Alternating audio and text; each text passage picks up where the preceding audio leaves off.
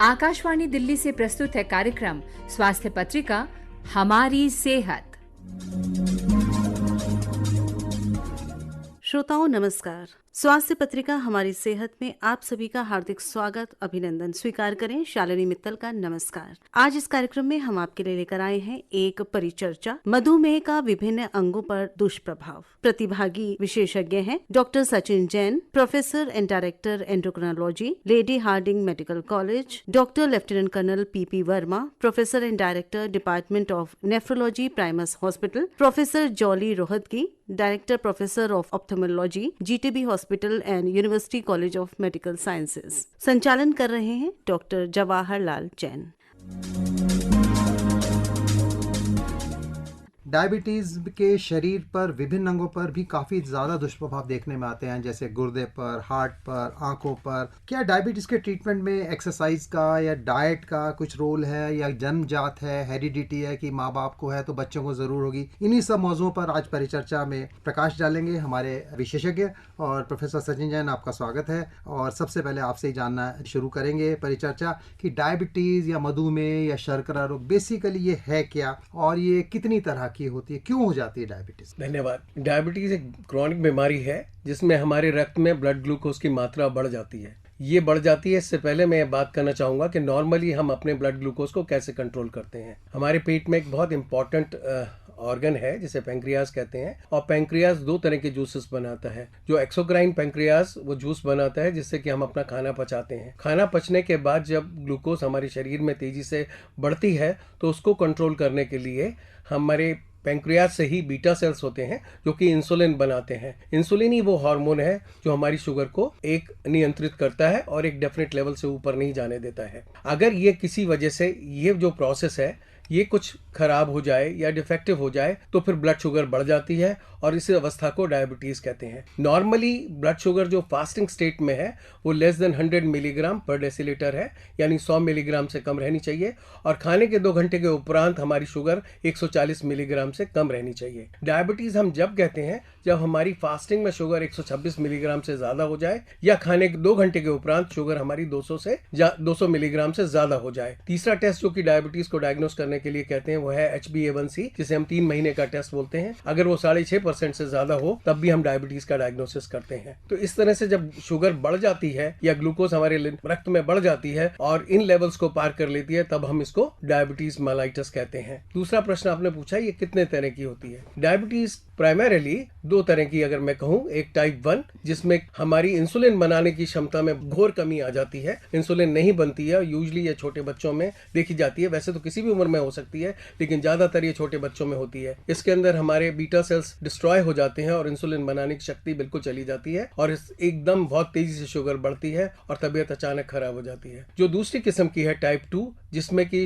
Insulin के काम करने की शक्ति कम हो जाती है, इंसुलिन रेजिस्टेंस जिसे बोलते हैं। तो अगर इंसुलिन है भी तो लेकिन वो पूरा काम नहीं कर पाती है और इस तरह से शुगर कंट्रोल नहीं रहती है और धीरे धीरे शुगर बढ़ जाती है, तो उसे टाइप 2 डायबिटीज कहते हैं। इसके अलावा प्रेगनेंसी अवस्था में भी एक डायबिटीज होती है जिसे जेस्टेशनल डायबिटीज मेलाइटस कहते हैं। इसके अलावा और जो कारण है डायबिटीज के वो है कुछ दवाओं के कारण, जैसे कि हमने सब जानते हैं कि स्टीरॉइड से डायबिटीज हो सकती है, कुछ एंटी डिप्रेसेंट दवाइयों से डायबिटीज हो सकती है, कुछ एंटी साइकोटिक दवाइयों से डायबिटीज हो सकती है, ओरल कंट्रोसेप्टिव से हो सकती है, कुछ इम्यूनो सप्रेशन जो ट्रांसप्लांट्स के बाद दी जाती है उनसे भी डायबिटीज हो सकती है। तो ये रही ड्रग इंड्यूस्ड। इसके अलावा अगर कोई बीमारी लिवर की हो, किडनी की हो या पेंक्रियास की अलग कोई बीमारी हो, चाहे वो अल्कोहल से हो या किसी वजह से, उसमें भी डायबिटीज हो सकती है और इसे सेकेंडरी डायबिटीज कहते हैं। इसके अलावा और जो इंपॉर्टेंट चीज है डायबिटीज होने की वो है कुछ एंडोक्राइन बीमारियां, जैसे कि एक्रोमेगैली, जिसमें ग्रोथ हार्मोन का लेवल बढ़ जाता है और आदमी के शरीर में सॉफ्ट टिश्यूज का बहुत ज्यादा मात्रा में विकास हो जाता है, उससे भी इंसुलिन रेजिस्टेंस होती है और डायबिटीज हो सकती है। दूसरी बीमारी है कुशिंग, जिसमें शरीर अपने आप ही स्टीरॉयड हार्मोन को ज्यादा बनाने लग जाता है। तीसरी बीमारी है जिसमें कि एंडोक्राइन बीमारी, जिसमें कि डायबिटीज हो सकती है, वह है थायराइड डिसऑर्डर, स्पेशली जब थायराइड के हार्मोन की जो मात्रा है वो बढ़ जाती है, जिसे थायरोटॉक्सिकोसिस कहते हैं, उसमें डायबिटीज हो जाती है। उसके अलावा फियोक्रोमोसाइटोमा है, कॉन्स डिसीज है जो कि हमारी एड्रिनल ग्रंथि के ट्यूमर्स हैं और उसमें जब hormone adrenaline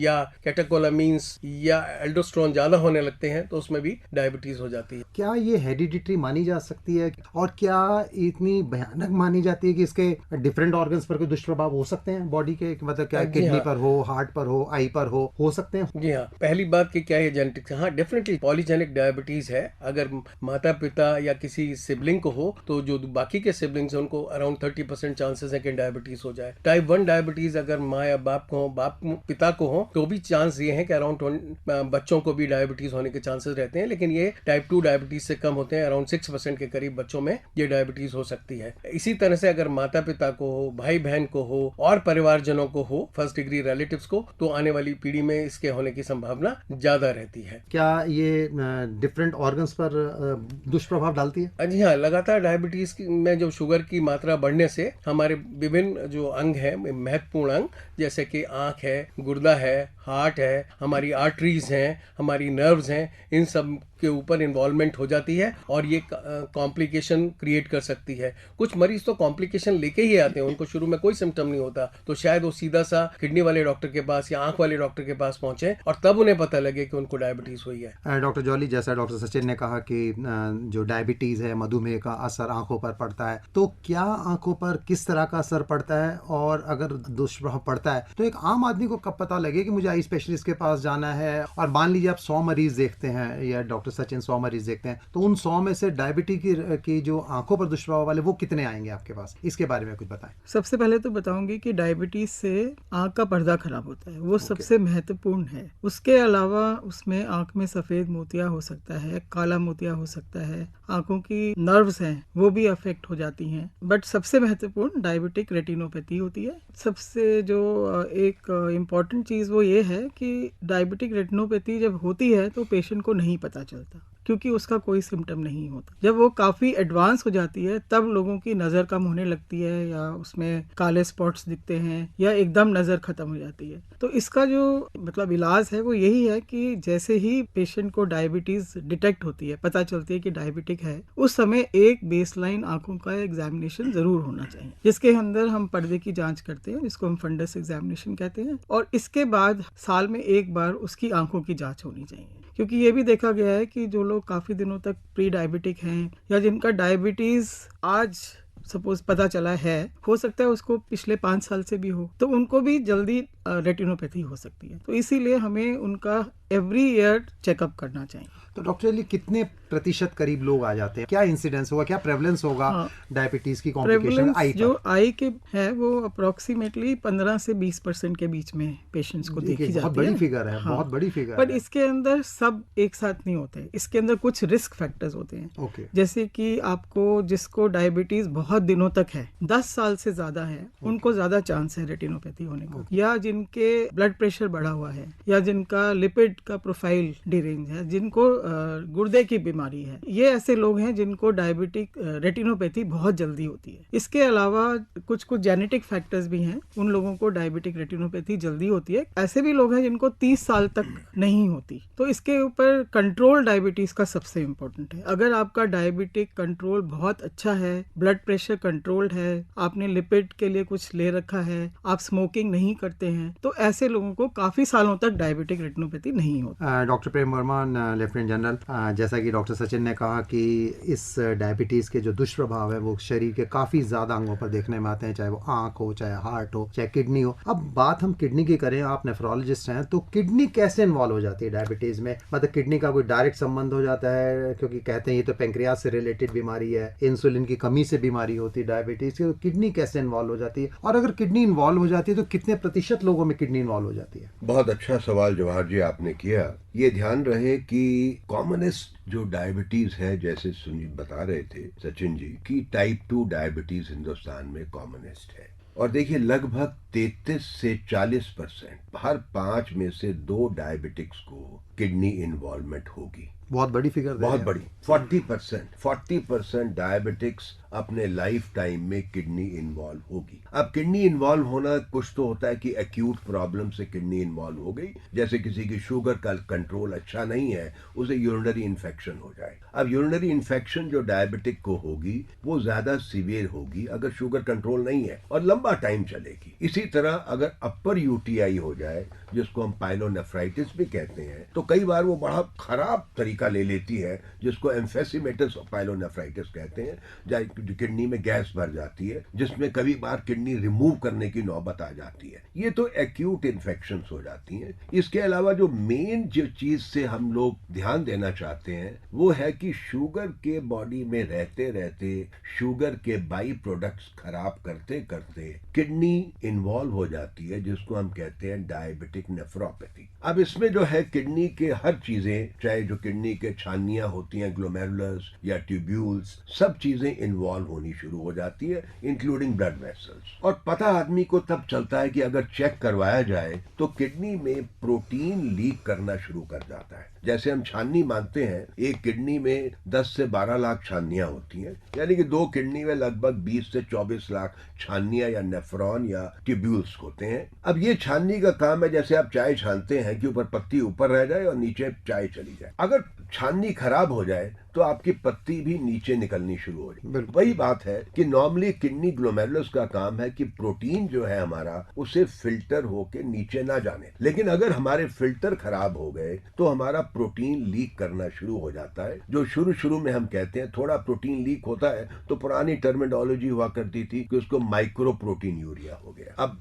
micro albumin urea हो गया। लेकिन अब वो धारणा माइक्रो एल्ब्यूमिन यूरिया या वो टर्मिनोलॉजी निकल गई। अब कहेंगे हाँ जी प्रोटीन यूरिया या एल्ब्यूमिन यूरिया हो गया। तो जैसे कहा जाता है, जैसे डॉक्टर साहब ने भी बताया कि आंख का चेकअप के लिए अगर एक एडल्ट है डायबिटिक का, उसे हर साल, खास तौर पे 40 साल से ऊपर का अगर आदमी है, हर साल उसे किडनी चेकअप करानी चाहिए। और किडनी चेकअप के लिए कोई बड़ी चीज नहीं लगती, सिर्फ उसको एक क्रिएटिनिन चेक करानी है अपना, जिससे पता चल जाता है किडनी कितने % काम कर रही है, और दूसरा इसे यूरिन चेक कराना है, उसमें कितना एल्ब्यूमिन जा रहा है। धारणा के तौर पे नॉर्मली हमारा एल्ब्यूमिन लगभग ना के बराबर, यानी 30 मिलीग्राम पर डे से कम जाना चाहिए। अगर ये 30 मिलीग्राम से ज्यादा जा रहा है एक दिन में, तो इसको हम एल्ब्यूमिन यूरिया कहते हैं। तो इंपॉर्टेंट जो टेस्ट है वो है कि 1 urine albumin check, and number 2 it will be GFR calculate करने के लिए क्रिएट। तो ये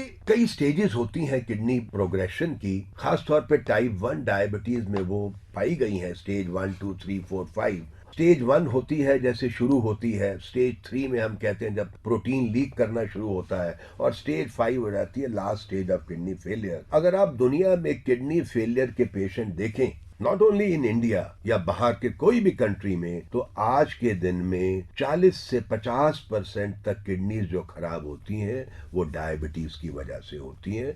diabetes is the commonest cause of kidney failure. सबसे बड़ी बात यह है कि डायबिटीज को चेक किया जाए। जी बिल्कुल ठीक कहा डॉक्टर प्रेम आपने। और डॉक्टर सचिन जैसा ये कह रहे हैं कि भाई डायबिटीज को चेक किया जाए, डॉक्टर सचिन, तो डायबिटीज को चेक तो हम तब करेंगे ना, पहले हमें ये पता लगे भाई हमारे लक्षण क्या है, हम इसे डायग्नोज कैसे कर रहे हैं, और फिर हम आप बात करेंगे कि भाई क्या इसका हार्ट के ऊपर या स्किन के ऊपर या और किसी ऑर्गन पर भी कोई इसका असर पड़ता है, या स्ट्रोक होने की पॉसिबिलिटी तो नहीं होती। जी हाँ, सिम्टम्स का तो ऐसा है कि इतने वेरिएबल हो सकते हैं कि कुछ भी सिम्टम हो सकता है, लेकिन जो कॉमन सिम्टम है, सबसे पहले अत्यधिक पेशाब आना, रात में बार बार पेशाब जाना, बहुत भूख लगना, हमेशा भूखे रहने का एहसास होना, ज्यादा खाना खाने के बावजूद वजन का कम होना। ये एक इंपॉर्टेंट चीज है कि ज्यादा खाने के बावजूद वजन का कम होना, क्योंकि इसमें बहुत सारी सी ग्लूकोज यूरिन में निकले जा रही है, क्योंकि शुगर बहुत ज्यादा बढ़ गई है। इसके अलावा जो सिम्टम्स हो सकते हैं वो है rapid change in glasses, foggy vision हो जाए, जो ड्राई स्किन हो जाए, और हमेशा थके रहने का एहसास हो। इसके अलावा ये है कि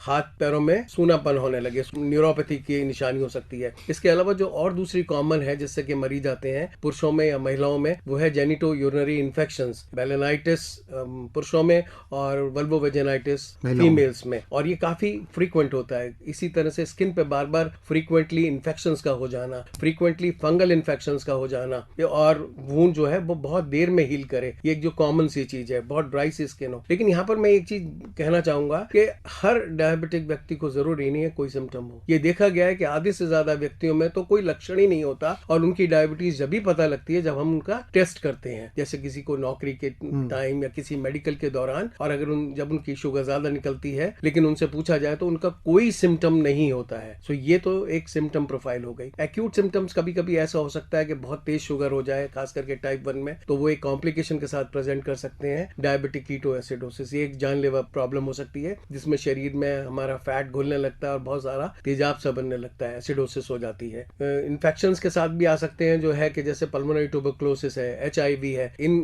तरह के मरीजों में ये देखा गया कि डायबिटीज ज्यादा कॉमन होती है। ज्यादा इन्फेक्शंस में, जैसे डॉक्टर साहब ने भी कहा, यूरिन के इन्फेक्शन के साथ ही पेशेंट की प्रेजेंटेशन हो। तो ये तो रहे सिम्टम्स, और कुछ लोगों में कोई सिम्टम नहीं है। तो डायग्नोसिस अल्टीमेटली एक स्क्रीनिंग या टेस्ट के दौरान ही कुछ लोगों में पता पड़ पाता है। रही कॉम्प्लिकेशंस की बात, जो दूसरी कॉम्प्लिकेशंस हैं, हाँ, जैसे कि नसों के इन्वॉल्वमेंट, जिसे हम आर्टेरियल इन्वॉल्वमेंट कहें या वेस्कुलर इन्वॉल्वमेंट कहें, वो अगर हार्ट में हो जाए, हमारी कोरोनरीज में हो जाए, तो उसमें कोरोनरी आर्टरी डिसीज यानी हार्ट अटैक का हो सकता है। या डायबिटीज की वजह से हार्ट भी इन्वॉल्व हो जाता है, जो कि हार्ट फेलियर की तरह से हो और कोई सिम्टम ना हो। हार्ट फेलियर प्राइमरीली सिर्फ डायबिटीज से हो जिसमें कोरोनरी आर्टरी डिसीज ना भी हो, या कुछ लोगों में कंकरेंटली कोरोनरी आर्टरी डिसीज भी हो सकती है। यही जो आर्टरीज में हमारी जो ब्लॉकेज डेवलप हो जाती है, अगर हमारे दिमाग की या ब्रेन की नसों में डेवलप हो जाए तो उससे स्ट्रोक हो सकता है। पैरों की नसों में हो जाए इन्वॉल्वमेंट तो उससे क्लॉडिकेशन यानी चलने में दर्द हो सकता है, गैंग्रीन हो सकता है, जिसके लिए हमें एम्पुटेशन करने की जरूरत पड़ सकती है। दूसरी चीज है कि अगर हमारी नर्व्स इन्वॉल्वमेंट हो जाए, हाथ पैरों की नर्व, तो सूनापन होने लगे या चींटी चलने का एहसास होने लगे या जलन होने लगे या मिर्चें सी लगने लगे। हर व्यक्ति में ये वाले सिम्टम्स भी कुछ अलग अलग हो सकते हैं। एक और चीज है कि डायबिटीज इसलिए और इम्पोर्टेंट है क्योंकि ये डेफिनेटली हमारे लाइफ स्पैन को कम कर देती है, इसलिए डायबिटीज का बहुत ख्याल रखना चाहिए, रेगुलरली टेस्ट कराना चाहिए। डॉक्टर जॉली, जैसा कि डॉक्टर सचिन ने कहा कि फॉगी विजन हो जाती है, फॉगी विजन या धुंधलापन आ जाता है, तो आप आई स्पेशलिस्ट हैं, आप डायरेक्टर प्रोफेसर हैं, तो क्या फॉगी विजन से एक आम आदमी क्या समझे कि फॉगी विजन में, और अगर रेटिनोपैथी जैसा आपने कहा कि हो जाती है, तो उसका क्या उपचार है? क्या कोई मेडिकल मैनेजमेंट है या सर्जरी करनी पड़ेगी या क्या है? मतलब वो उसकी ये तो नहीं कि उसकी नजर चली जाएगी, विजन चली जाएगी, ऐसा तो नहीं है? नहीं, ऐसे ही है कि जिसको डायबिटिक रेटिनोपैथी हो जाती है, शुरू में तो कुछ सिम्टम नहीं होते, तो वो सोचता है कि ये तो कुछ नहीं है, ये तो ऐसे ही है। पर जब वो बढ़ जाता है तब वो, उसको हम कहते हैं कि वो जो उससे जो अंधापन होता है ना, वो रिवर्सिबल नहीं होता। और उसके लिए इलाज तो है हमारे पास, जैसे लेजर का ट्रीटमेंट है, ऑपरेशंस हैं, और आजकल हम इंजेक्शंस भी लगाते हैं आंख के अंदर, और उन इंजेक्शन से हम उसको कंट्रोल कर सकते हैं, पर हम उसको परमानेंटली ठीक नहीं कर सकते। तो ये तो एक बहुत ही गंभीर समस्या हो जाती है कि एक आंख खराब हो जाती है, करीब करीब अंधेपन पर आ जाता है इंसान, या विजन इतनी ज्यादा खराब हो जाती है। अनफॉर्चुनेटली दोनों आंख में ही होती है ये, एक में कम ज्यादा हो सकती है, पर ये दोनों आंख में ही होती है। तो जो लोग नहीं कंट्रोल करते हैं शुगर, वो उनका इतना अंधापन इतना बढ़ जाता है कि वो अपना काम भी, रूटीन काम भी नहीं कर पाते। तो क्या रेटिना को देखने का, एग्जामिन करने का तरीका बहुत आसान है, या इसमें बहुत तकलीफ है, या सिर्फ रेटिना सर्जन के पास ही जाना पड़ेगा, या कोई भी आई स्पेशलिस्ट देख कोई भी आई स्पेशलिस्ट इसको देख सकता है? एक सिंपल फंडस एग्जामिनेशन करना होता है, पर्दे की जांच। पर बहुत सारे लोग हैं जो कि वहाँ पर हैं, विलेजेस में हैं, तो वहाँ पर काफी सारे स्क्रीनिंग मेथड रखे हैं, जिसके अंदर उनकी आंख की फोटो लेकर और वो भेज देते हैं डॉक्टर्स के, स्पेशलिस्ट के पास। और वो कहीं भी हो, स्पेशलिस्ट मेन सेंटर में हो, वो फोटो देखकर बता सकते हैं कि आपका रेटिनोपैथी कैसा है और आपको इसमें क्या ट्रीटमेंट की जरूरत है। डॉक्टर प्रेम, जैसा कि डॉक्टर जॉली कह रही है कि आंख की पर्दा खराब हो जाता है, तो क्या ऐसा भी हो सकता है कि डायबिटिक रेटिनोपैथी भी हो, डायबिटिक नेफ्रोपैथी भी हो, कोई पेरिफेरल न्यूरोपैथी भी हो? क्या ये ऐसा कंबाइंड ऐसा हो सकता है कि 2-3 प्रॉब्लम एक साथ आ गई? बिल्कुल जवाहर जी, आपने बहुत करेक्ट सवाल पूछा, और जनरली ऐसा ही होता है, क्योंकि जो डायबिटीज है वो इन्वॉल्व कर रही है ब्लड वेसल्स को, या तो छोटे ब्लड वेसल कैपिलरीज को इन्वॉल्व करेगी, जिसको हम माइक्रो एंजियोपैथी कहते हैं, जिससे किडनी इन्वॉल्व होती है, ग्लोमेरुलस, उसी तरह नर्व से इन्वॉल्व होती है न्यूरोपैथी, उसी तरह आई इन्वॉल्व होती है जिसको रेटिनोपैथी। तो वी कॉल इट ट्रायोपैथी, यानी कि तीनों जो है कैपिलरीज माइक्रो एंजियोपैथी इन्वॉल्व हो गई। या डॉक्टर सचिन जैसे बता रहे थे, बड़े वेसल इन्वॉल्व होते हैं, पेरिफेरल वैस्कुलर डिजीज या कोरोनरी आर्टरी डिजीज या एथेरोस्क्लेरोसिस, बड़े वेसल्स का। तो दोनों तरह के माइक्रो या मैक्रोवैस्कुलर डिजीज हो सकती है। किडनी जो है वो एक माइक्रोवैस्कुलर डिजीज ज्यादा होती है, जिसी की वजह से ग्लोमेरुलर कैपिलरीज इन्वॉल्व होती हैं। ये ध्यान रहे कि अर्ली स्टेजेस में अगर पेशेंट पहुंच जाता है कि नहीं जी उसके हल्के हल्के पैर सूजने शुरू हुए या उसको पता चला रूटीन टेस्ट करवाया, अगर वो आपके पास पहुंच गया कि मेरे को जी प्रोटीन लीक होना शुरू हुआ है, तो इट इज पॉसिबल कि अच्छा डायबिटीज कंट्रोल या कुछ दवाइयां दे के ब्लड प्रेशर कंट्रोल करके काफी लोगों में 40% में प्रोटीन वापस ठीक हो सकता है। यानी कि अगर 100 आदमियों को प्रोटीन आना शुरू हुआ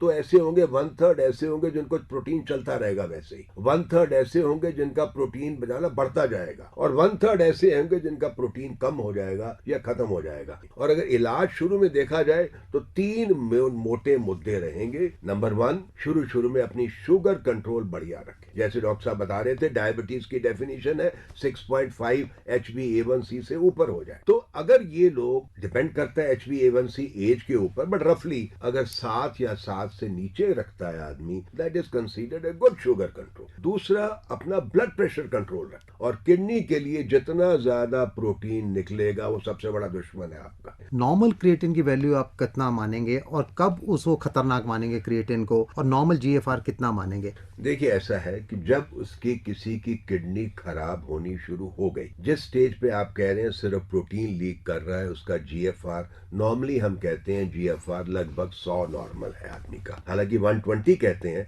लेकिन हिंदुस्तान के लोगों का कॉन्स्टिट्यूशन, हाइट, वेट जो हिसाब से 100 भी अगर GFR हो उसे हम नॉर्मल गिनते हैं। अब डायबिटिक नेफ्रोपैथी टर्म हम तभी यूज करते हैं जब GFR 60 से कम हो जाता है, यानी कि स्टेज 3 किडनी की इन्वॉल्व होगी, तब डेफिनेशन वाइज, यानी कि एक तो प्रोटीन लीक कर रहा हो 500 मिलीग्राम से ज्यादा या एल्ब्यूमिन 300 से ज्यादा, तब हम कहते हैं कि डायबिटिक नेफ्रोपैथी हो गई। और अगर GFR कम हो 60 से नीचे, अगर इस स्टेज पे आदमी आ जाता है, हम ये नहीं कहते, बहुत लोग, मैं कहना नहीं चाहता, लेकिन डाइटिशियंस वगैरह इतनी आदमी की जिंदगी खराब कर देते हैं कि ये नहीं खाना, वो नहीं खाना, कुछ नहीं। वन हैज टू अंडरस्टैंड कि अगर प्रोग्रेशन रोकना है तो थोड़ा प्रोटीन को इनटेक थोड़ा कम करना चाहिए। थोड़ा कम करने के लिए जैसे हम लोगों को बताते हैं, भाई दूध, दही, चाय जो भी लेते हैं डेयरी प्रोडक्ट्स, उनकी कंजम्पशन 300-350 ग्राम कर दो दिन में, सब मिला के, दूध, दही सब मिला के इतना कम कर दो। दाल खानी थोड़ी कम कर दो। That is all we have. Life should remain good. कोई ऐसी रिस्ट्रिक्शन, कई लोग जो है गलत धारणा में लोगों को तोरी लौकी खिलानी शुरू कर देते हैं, बाकी सब कुछ बंद कर देते हैं, which is wrong thing, because जो हर आदमी इंडिविजुअल है। कई लोग ऐसे हैं जिनको पेशाब अच्छा आ रहा है, जिनका पोटेशियम ठीक रह रहा है, उनको ये चीजें कोई रोकने की जरूरत नहीं है। सो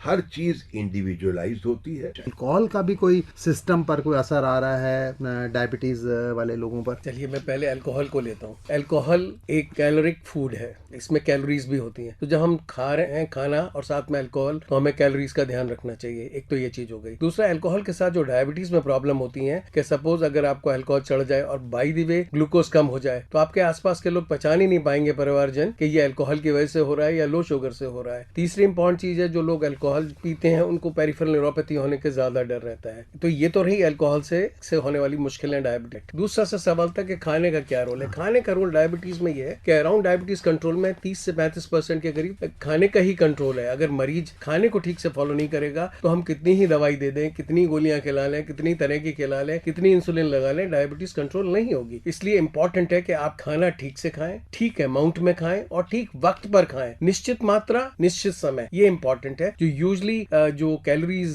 दी जाती है मरीज को, ये इस पर निर्भर करता है कि वो मरीज काम क्या करता है, उसका वेट क्या है। क्या हमें वेट रिडक्शन करना है मरीज में, तो कैलोरीज रिस्ट्रिक्ट करी जाती हैं। वेट कम है तो कैलोरीज बढ़ाई जाती हैं। या मरीज बहुत ज्यादा हैवी वर्क करता है तो उसको कैलोरीज ज्यादा दी जाती हैं। तो एक डाइट, एक लेवल ऑफ कैलोरीज तो सबके लिए नहीं हो सकती हैं, चाहे दोनों व्यक्तियों की शुगर एक जैसी सी आ रही हो या ग्लूकोज वैल्यू एक जैसी सी हो। दूसरा असर रहा कि हम खाना कौन सा खाएं। देखिए ऐसा है, अंगूर खा सकता है, 1 या 2 अंगूर में कोई मुश्किल नहीं है, लेकिन 1-2 अंगूर पे फिर वही वाली बात कि रुकता कौन है। इसी तरह से जो फल जो जूसी हैं वो कम है खाने चाहिए, जैसे है आम, अंगूर, केला, चीकू, शरीफा, अनन्नास या लीची, ये फल कम खाने चाहिए। और दूसरे जो चीज के लिए मैं क्लियरली मना करता हूँ वो है टिंड फ्रूट। जो जूस में टिंड फ्रूट्स आते हैं, जो स्वीट एंड होते हैं, वो नहीं खाने चाहिए। फ्रेश फ्रूट खाइए, फ्रूट जूस भी मत खाइए, आप पूरा फल खाइए। आप खरबूजा खा सकते हैं, 1 फाक तरबूज खा सकते हैं, पपीता खा सकते हैं, हम स्ट्रॉबेरी खा सकते हैं, जामुन खा सकते हैं, तो बाकी के सब फल खा सकते हैं। और यूं अगर मरीज की शुगर बहुत अच्छी चल रही है और वो बहुत अच्छे से कहना मानता है, तो एक छोटा आम खा सकता है या एक बड़े आम का एक तरफ का हिस्सा खा ले,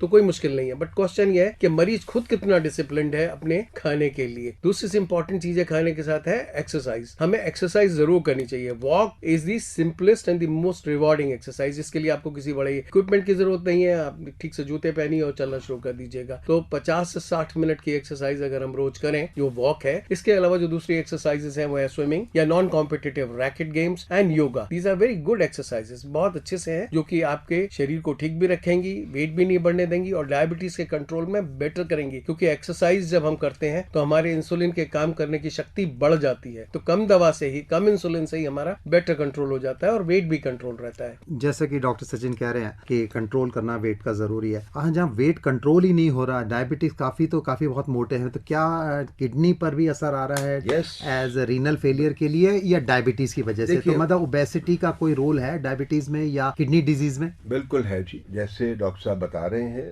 डायबिटीज एक है, हाइपरटेंशन दूसरा और ओबेसिटी सिर्फ किडनी को नुकसान करती है। तो ये तो जरूरी है कि आदमी का वजन आइडियल रहना चाहिए। जैसे जिक्र हम सब कर रहे हैं कि exercise, weight reduction is ideal. अगर वेट रिडक्शन आदमी कर ले, एक्सरसाइज कर ले, काफी बार डायबिटीज ही कंट्रोल में आ जाती है, दवाइयों की जरूरत ही नहीं पड़ती। अगर आप घर में नॉर्मल अपना नमक खा रहे हैं सब्जी रोटी में, आप मुश्किल से 2-3 ग्राम खाते हैं अपनी सब्जी में डाल के। बट अगर आप एक्स्ट्रा सॉल्ट पे जाएंगे, जैसे कि अचार खा लिया, पापड़ खा लिया, नींबू पानी में डाल लिया, that is additional salt, that we should check. चीनी लेनी है या बिल्कुल नहीं लेनी? कोई रिसर्च ने ये नहीं कहा कि शुगर फ्री से किसी को नुकसान हुआ है। No research has said, FDA ने अप्रूव किया हुआ है। जब कुछ लोगों को गलत धारणा होती है, नहीं जी कैंसर हो जाता है, कुछ हो जाता है, ऐसी चीजें जब सुप्रा फिजियोलॉजिकल डोजेज में रैट्स में दी गई थी, उनको कैंसर हुआ था, किसी ह्यूमन को रिपोर्टेड नहीं है। I am a proponent of sugar free. अगर आप शुगर फ्री लेना चाहते हैं, लिबरल, मुझे डायबिटीज नहीं है लेकिन मैं भी शुगर फ्री लेता हूँ, तो ठीक है, that is good, you can save calories. बाकी मिठाई या मीठा तो बंद करना ही पड़ेगा। शुगर की जगह लोग कहते हैं सफेद शुगर ना लेके ब्राउन शुगर ले लो। देखिए, शुगर सब एक है। चीनी से जो बनती है वो भी गन्ने के जूस से बनती है और गुड़ जो है वो भी गन्ने के जूस से बनती है। तो दोनों में फ्रक्टोज है ही, पर सिर्फ गुड़ इसलिए बेहतर है कि क्योंकि वो लोहे के कड़ाहों में उबाला जाता है तो उसका आयरन कंटेंट थोड़ा ज्यादा होता है। डायबिटीज के लिए तो दोनों बराबर हैं और मेरी तरफ से बिग नो है। रही मिठाई की बात, तो जो जूसी मिठाइयाँ हैं, जो रशेदार मिठाइयाँ हैं, जैसे गुलाब जामुन, जलेबी, इमरती, बालूशाही, ये तो बिल्कुल नहीं खानी चाहिए। इनसे बहुत रैपिडली शुगर बढ़ती है। अगर आप ये कहें कि आज मेरा जन्मदिन है, मेरी सालगिरह है और मैं फर्स्ट आया हूँ और मुझे कुछ करना ही है, तो या तो आप शुगर फ्री की जो मिठाइयाँ आती हैं वो इस्तेमाल कर लें। शुगर फ्री की मिठाई आती है, शुगर फ्री की चॉकलेट आती है, शुगर फ्री की आइसक्रीम आते हैं, शरबत आते हैं। या अगर वाकई में कभी कुछ खानी है तो जितना आपके अंगूठे का पहला पोर है उतनी बड़ी एक अगर बर्फी खा लेंगे तो कोई मुश्किल नहीं है। लेकिन ये सिर्फ आपकी एनिवर्सरी या आपके जन्मदिन के लिए, ये it can not be part of every day. ये एक बहुत क्लियर है मिठाई के पॉइंट ऑफ व्यू से। वरना अगर हम रेगुलरली खाते हैं तो फिर हमारा शुगर धीरे धीरे ब्लड ग्लूकोज का कंट्रोल है वो खराब होना शुरू हो जाता है। डॉक्टर सिंह, जैसा आपने कहा ट्रीटमेंट की बात कर रहे हैं, तो अब आजकल जो बात हो रही है वो हो रही है इंसुलिन। और इंसुलिन लोग कब लगाएं? इंसुलिन लगाने की जरूरत पड़ रही है या सिर्फ दवाइयों से गाड़ी चल जाएगी? और अगर इंसुलिन लगानी है तो इंसुलिन कब लगानी है, कितने शुगर पर लगानी चाहिए? और क्या अब तो नए इंसुलिन पंप्स वगैरह भी आ गए, सुना है कि भाई नेजल स्प्रे भी आ गए इंसुलिन के, क्या कहना चाहेंगे? देखिए, मैं पहले इंसुलिन से पहले दवाई की बात करूंगा। अगर आप टाइप 1 डायबिटीज है तो उनको इंसुलिन एक मैंडेटेड है, क्योंकि उनके शरीर में इंसुलिन बन ही नहीं रही है, तो हमें बाहर से इंसुलिन देनी ही होगी। रही इंजेक्शन, तो मरीज हर कोई रेजिस्ट करता है, लेकिन पॉइंट ये है कि हमें कंट्रोल हासिल करना है। और जब कंट्रोल बहुत खराब होता है तब इंसुलिन की जरूरत पड़ती है। कोई ऑपरेशन के बाद है, हार्ट अटैक के बाद है, एक्सीडेंट के बाद है, प्रेगनेंसी के दौरान या ड्यूरिंग डिलीवरी के दौरान, तब हमें इंसुलिन की जरूरत पड़ती है। अब दवाइयां इतनी अच्छी आ गई हैं कि हम कंट्रोल कर सकते हैं, और इंसुलिन ही नहीं, अब तो और भी दूसरे इंजेक्शंस हैं डायबिटीज के कंट्रोल करने में, जो कि ना डायबिटीज के अलावा वजन को भी कंट्रोल करने में मदद करते हैं। अब उनकी गोली गोलियां भी आ गई हैं और इंजेक्शन भी हैं। Doctor Prem Verma, doctor professor Jolly Rohatgi, doctor Sachin Jain, आपने जो आज बहुत ही महत्वपूर्ण जानकारी दी, इस परिचर्चा में हमारे साथ शामिल हुए, इसके लिए हम आपके आभारी हैं। आपका बहुत बहुत धन्यवाद। और श्रोताओं, निश्चित रूप से कहना पड़ेगा कि डायबिटीज की यदि हमें कॉम्प्लिकेशन से बचना है, यदि हमें दुष्प्रभाव से बचना है, तो अर्ली स्टेज पे इसका डायग्नोसिस हो, प्रॉपर शुगर कंट्रोल हो, प्रॉपर ब्लड प्रेशर कंट्रोल हो, वजन को ना बढ़ने दें, और अगर यदि कॉम्प्लिकेशन होती है उसका टाइम पर इलाज कराएं, जिससे कि मौत के मुंह में आदमी ना जा सके। नमस्कार। अभी आप सुन रहे थे एक परिचर्चा मधुमेह का विभिन्न अंगों पर दुष्प्रभाव। प्रतिभागी विशेषज्ञ थे doctor Sachin Jain, professor and director endocrinology, lady Hardinge medical college, doctor lieutenant colonel PP Verma, professor and director department of nephrology, Primus hospital, professor Jolly Rohatgi, director professor of ophthalmology, GTB hospital and university college of medical sciences. संचालन कर रहे थे doctor Jawaharlal Jain. इसी के साथ आज की स्वास्थ्य पत्रिका हमारी सेहत समाप्त होती है। स्वीकार करें हमारा नमस्कार। अभी आप आकाशवाणी दिल्ली से सुन रहे थे कार्यक्रम स्वास्थ्य पत्रिका हमारी सेहत। कार्यक्रम की प्रस्तुतकर्ता थी शालिनी मित्तल।